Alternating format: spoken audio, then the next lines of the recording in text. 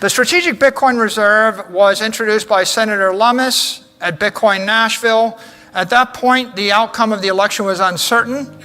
If it had been a split Congress, if it had not been a red wave, it would have been a challenge. But today, you have a pro-Bitcoin White House, pro-Bitcoin House of Reps, and a pro-Bitcoin Senate, and a pro-Bitcoin senator that has made her mission to accomplish this. And her bill calls for 1 million Bitcoin to be purchased by the United States government over 5 years. A parabolic Bitcoin rally might be on the way as rumors swirl about a major US government buy-in. This bold prediction comes from Saylor, executive chairman of MicroStrategy, who made waves at a recent digital assets conference. Saylor highlighted that the timing for Bitcoin couldn't be better. With a pro-crypto shift in Washington's political landscape and the introduction of the Bitcoin Reserve Bill by Senator Cynthia Lummis, the conditions are ripe for Bitcoin to enter a new era of growth and adoption. The Bitcoin Reserve Bill, a hot topic in the crypto world, aims to position Bitcoin as part of the United States financial reserves. If passed, it could cement Bitcoin's role as a legitimate and critical financial asset, unlocking unprecedented potential for its adoption and value. Don't miss the end of the video, where Saylor dives deeper into the implications of the Bitcoin Reserve Bill and shares his vision for Bitcoin's future. Also, if you enjoy listening to crypto-related content, please show your support by liking and subscribing to this channel by following the link in my bio. And get access to my free daily crypto updates and expert predictions direct to your inbox. Each newsletter contains market intelligence, on-chain data and latest updates from experts in the crypto space. All of this is available completely free of charge. Signing up only takes a moment and you can always change your mind later on. Now back over to Saylor. Bitcoin represents the transformation of our capital from financial and physical assets to digital. What we've created is an asset without financial risk that's in a currency or a stock, and without physical risk that's in real estate or property. And that makes it digital capital. Not digital currency, digital capital. Everyone that's a hater, everyone that's skeptic, like, oh, it's a digital currency, it won't work. Well, that's because you decided to define it as the wrong thing. Yes, it's not a currency, right? It's capital. Once you understand it as capital, you realize that you ought to compare it to a $100 million building in Miami and think about the benefits of owning a building versus owning a digital building. What if I could own a building that had no tax, no traffic, no tenants, no torts, no trouble, no weather, no corrosion? And what if it was an invisible, indestructible, immortal, teleportable building? Well, I mean, I think I'd rather have it than the $100 million building in New York, but I'm sure I'd rather have it than the $100 million building in Moscow. Digital capital is global capital.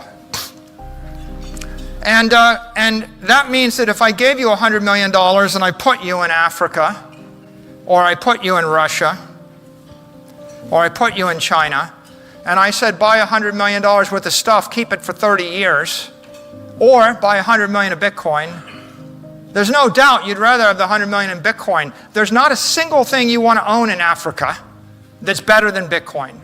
And when people start to think of it that way, you realize that this is the solution to global capital, and it's inevitable that all the capital in the world is going to flow into this network, because whereas you might think New York is good and Miami is good, no one's arguing that any random city in Nairobi is better than New York or better than Miami, right? It's just not a question. So when you put that on my map here, you see Bitcoin solves a problem. It's the 1,000-year asset. Right? What if you just wanted to be wealthy forever? Well, I mean, like, there's an entire industry that's wrapped up in that idea of how do I keep my money.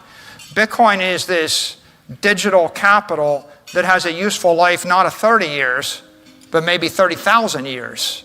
And that's the profound idea. It's stretching your time horizon to a different place. And what backs it? Oh, it's not backed by anything. People say that. It's not backed by anything. It's backed by power. The same thing that backs everything in the world. Raw power, a lot of it is backed by digital power, political power, economic power. 733 exahash is more power than Amazon or Apple or Google could muster, or Microsoft could muster to attack the network right now, or any nation state. It is the most digital power. 18 gigawatts is 18 full-on nuclear reactors. It's more than the United States Navy runs on. 850 billion of real capital. People have taken 850 billion of real money deposited in the bank that we call Bitcoin. You think those people aren't going to fight to defend the 850 billion? There's a lot of economic power. 420 million crypto advocates. You just saw the impact on the election on Tuesday night. 220 million holders. It's the most powerful crypto network in the world. It's 99% of the power in the crypto network. It is the dominant one. It's 100x more powerful than the next best one. That's why I say there isn't a second best, is because this is all the power. Another way to say it, all the smart money in the world ask the question, how do I store my money in cyberspace and not lose it? And they kick the tires on 10,000 crypto networks and 1,000 other ideas and 100,000 other investment ideas. And if they like the idea of put your money in cyberspace in a crypto network, they pick Bitcoin, it's the winner. Right? If you're the smart money, you go to where the smart network is. If there's a bank with $100 billion in it in your town, and another guy opens up Dude's Bank with $10, you don't say the bank with the $100 billion is overvalued and Dude's Bank is the best investment. You put your money in the bank with all the rich people. It's just the smart thing to do. Bitcoin is emerging as the dominant digital monetary network. Now, when I use the word emerging, not because it isn't, it already is. I just use the word emerging because 95% of the people with the money in the world don't understand that there's a digital monetary network yet. When they understand that the class exists, they'll realize that Bitcoin is the winner. Once they realize it exists, it's like I said, it's like Facebook for money, except when Rupert Murdoch shows up to Bitcoin, he'll bring billions and billions of dollars. He won't just bring 27 friends and a few party invitations. 12 out of the top 20 ETFs launched in 2024 are related to Bitcoin in some way. It's obviously eating the ETF market. It's now the 7th largest asset by market cap. 7th. And it's the most widely recognized, widely held, compelling investment asset in the world. Right? What's above it? Alphabet, Amazon, Microsoft, Apple, Nvidia, they're all securities in the US. There's no way that a Chinese or a Russian company is going to capitalize on those things. Gold, the best idea in the 19th century, dead money. Right? So what do I expect? I think we actually chew through, 1 through 6 sometime soon. Spot ETFs have $90 billion of AUM. BlackRock's ETF for Bitcoin has actually outstripped their gold ETF in less than a year. Gold's been around for 5,000 years. Bitcoin's crawling into all the bond markets. Look at the yields. You can have 64% from Bitcoin, or you could have 2%, 3%, 4%, or 5% for the bonds. Bitcoin is going to take a place in the 60-40 portfolio.